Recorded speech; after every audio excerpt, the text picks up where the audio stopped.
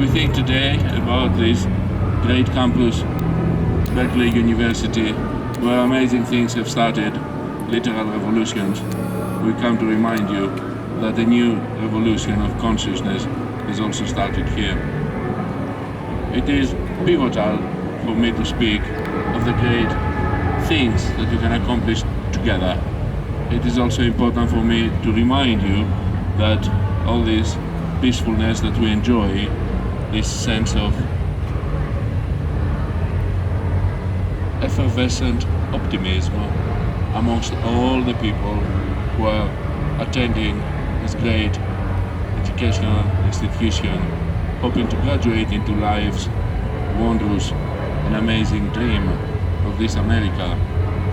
There is also a darker side that might be lurking around the corner, and that's why I'm here to say that unless we elevate our level of common and collective consciousness to a new place, to a new beginning, and certainly to a new understanding of where we go from here, we might very well end up to where a lot of young men your age and younger, they ended up to be fodder for the cannons of the First War or the Second World War or the Korean War or any other conflict of the hundreds and thousands of conflicts we've had since time immemorial.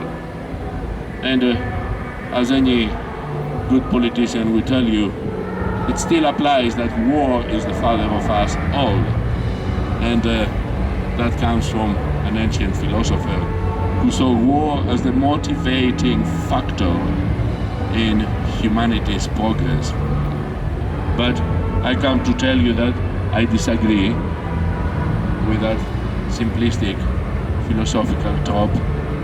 I disagree that we need war in every generation in order to improve our lot in life. And I certainly disagree with the voices of war that speak to our hearts today. We are faced with a lot of anguish.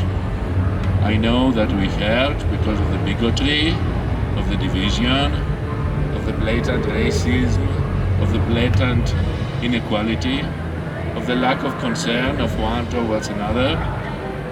And I hope that if we choose to come together, we can do better. But again, first comes the choice. First we choose to come together. First we choose to embrace each other with love.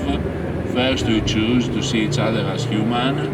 And I am the first to tell you, I am nothing more or nothing less than anyone else as a human being. To that end, I speak openly and invite you to be a human being with me.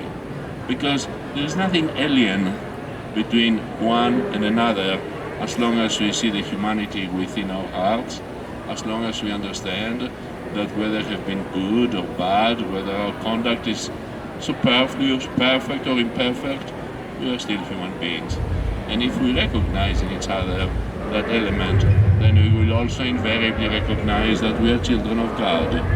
And once you see yourself and you see God within each other, there is no way out but loving each other.